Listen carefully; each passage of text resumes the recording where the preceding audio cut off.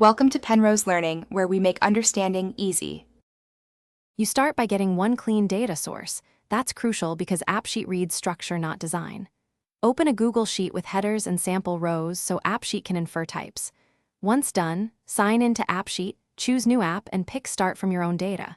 When you select the sheet, Appsheet will auto-detect columns. Make sure it matched dates, numbers, and emails correctly. This first step creates your skeleton app so you can iterate quickly.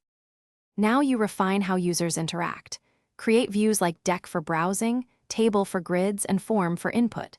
You choose which columns appear in each view so screens stay focused. This controls UX more than styling. Next, add actions and behaviors, quick edit, navigation buttons, or a workflow that emails a PDF when a record is added. Make sure to set column validations and filters to prevent bad data. These finish by testing on real devices and with at least one tester. Usability problems show up fast. Once stable, go to Manage Right Arrow Deploy, set user access and permissions, and publish the app link or add users. If something breaks, a key troubleshooting tip: check column types and sync logs first. Mismatched types or failing syncs are the most common causes. Also confirm data source permissions and that formulas used in slices are valid. Deploy only after fixes and a final quick test.